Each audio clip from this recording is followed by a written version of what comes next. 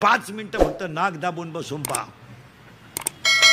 काय होतंय, पहा इथंच पहा. चला मी थांबवतो 5 मिनिटं. जरा तुमचं नाक दाबून हसा. मरा. मग मला सांगा, हे 2 जण इतके वाईट आहेत. एक काम आणि क्रोध, तिसरा आहे लोभ. लोभ. मग भांडणाचं मूळ काय? लोभ. बहीण भावाचं भांडण का झालं? इस्टेट. नवरा बायकोचं जमत का नाही? इस्टेट. भावा भावाचं जमत का नाही? लोभ. माणसाच्या भांडणाचं मूळच काय आहे? लोभ. आणि लोभ माणसाला संपवल्याशिवाय राहत नाही. एखादा अधिकारी एखाद्या साहेब माणसाला 2-4 वेळा ऑफिसात सहीसाठी का बोलतो? हा करेक्ट. उद्या शनिवार आहे, सुट्टी आहे. उद्या गुरुवार आहे, सुट्टी आहे. परत शनिवार दुसरा आहे, रविवारी सुट्टी आहे. सोमवारी साहेबाचा दौरा आहे. मंगळवारी इंटरनल काम आहे. बुधवारी मोठा साहेब येणार आहे. मग बुंगवतो का? याचं उत्तर आहे आता पटापटा बोला. काय? लोभ. सगळ्या माणसांना 3च रोग झालेत. 1, मला पैसा पाहिजे. 2, मला लोकांनी मानलं पाहिजे. आणि 3, मला भोग पाहिजे. हे कॅन्सर बिन्सर किरकोळ रोग आहेत. आणि कॅन्सर बिन्सर का व्हायला लागला? आता तुमच्यामध्ये कॅन्सरचं प्रमाण वाढलंय का कमी झालंय? पटापटा बोला. वाढलं का कमी झालं? का? घरचं खायचंच नाही ना. घरी खायचं नाही. तुम्ही रोडचं खाणं बंद करा, कॅन्सर होणार नाही. याचं तुमचं काय मत आहे? पण आम्हाला वेळ नाही ना. आम्हाला वेळ कुठे? आम्ही स्वयंपाकच करत नाही. आम्ही पार्सल आणतो. इतकी दरिद्री माणसं आहेत आम्ही. आम्ही दोघंच असल्यामुळे ना 6 चपात्या आणि 1 लाल बाटली आणतो सॉस. ते सॉस का सॉस काय काय ते? आणि ते चपातीला चोळायचं आणि त्याचा रोल करायचा. रोल आणि टी व्ही पुढं. काय दरिद्री माणसं. बरं 1 रोल एकानंच खावा ना. एका रोलला 2 जण. ते तिकडून खाते हे इकडून खाते. त्याचं संपत आलं, हिनं जीवच बाहेर काढून टाकली. खायला कुठे? माना नाही तर नका मानू. बाहेरचं खाणं बंद केलं तर कॅन्सर होणार नाही. या वाक्याशी तुम्ही सहमत आहात का? खायलाच कुठे तुम्हाला? आता हे तुम्ही सगळे मुंबईवाले ना, तुमचे फक्त कपडे भारी आहेत, दागिने भर. तुम्हाला खायला नाही. खायला कुठं काय? कोणत्या बाईच्या घरात 5 किलो खोबरं येतं महिन्याला? बोटवर कर. मी सत्कार करतो तुझा. 5 किलो. तुला खोबरं कळतं का? खोबरं खायला कुठे? खायला काय? इडली, ठोस, ढोस, बर्गर, सर्गर, वर्गर, पिझ्झा, नूडल, मॅगी, कच्ची दाबेली. मग पक्की कुठं आहे? आणि पाणीपुरी. खायलाच नाही लोकांना. फक्त कडक कपडे घालायचे, भारीतले ब्रँड प्यायचे, शर्टिंग बिर्टिंग करायची, स्वतःला शहाणं समजायचं. खायलाच नाही. मॅगी खातो तू? नाही खात जाय. तू कितीला आहे? तू सेमी का मराठी? इंग्लिश मीडियम नाही का? Milk is a solid liquid और gas?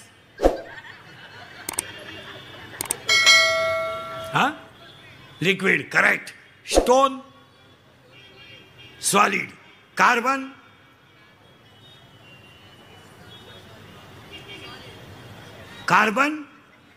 Solid. Carbon solid. Hydrogen. मग कार्बन व्हाय नॉट गॅस? तू कितीला रे? त्याला काय माहिती की तुला? तू गुरुजीला विचारावं लागेल याचं नाव कोणत्या वर्गात. कितीला आहे तू? 7वी. शिमी का मराठी? शिमी. बापाच्या बायको टिंब म्हणतात.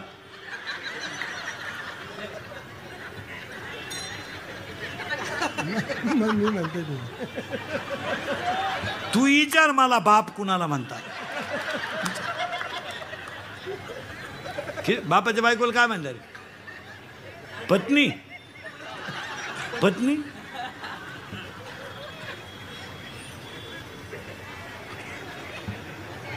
ही स्थिती आहे. बोललं का इंदुरीकरांनी खिल्ली उडवली, त्याचा गेम. ह्या जगात जो खरा बोलल ना महाराज, तो सकाळपर्यंत दिसणार सुद्धा नाही. इतकी वाईट परिस्थिती आहे. खरं बोलायचंच नाही. नाही तर हे चित्र आहे की नाही बा. इंग्लिश मिडियमला तू सेमीला आहे ना. बरं सेमीला आहे तू. Water is a solid, liquid or gas. त्याला काय काही घेणं नाही. तू कितीला आहे का, सेमी का Marathi? English medium. English medium का. Water is a solid, liquid or gas. Correct. Wood, wood wood wood is a solid. Correct. Carbon is a solid and carbon dioxide is a gas. स्थिती वाईट आहे. फक्त बोलायचं नाही. कोणी बोलला तो मेला. तू कितीला रे? 10वी झाली. आता परीक्षा दिली 10वीची. सेमीला होता का मराठीला? Semi. Chapter number 1, paper number 1, science and technology. In first chapter, one scientist had 3 rules. What is the name of that scientist? No, Newton in 9th standard and Kepler at 10th standard.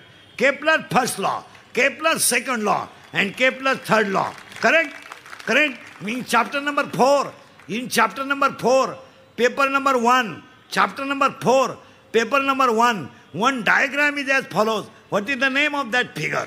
4थ्या प्रकरणामध्ये एक अशी आकृती आहे. तिचं नाव काय? हा, right hand rule and left hand rule. What is the name of that scientist?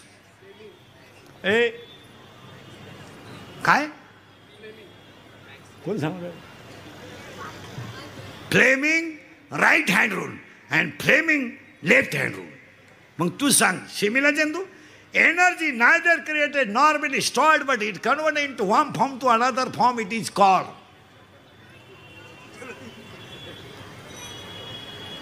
काय उपयोग नाही.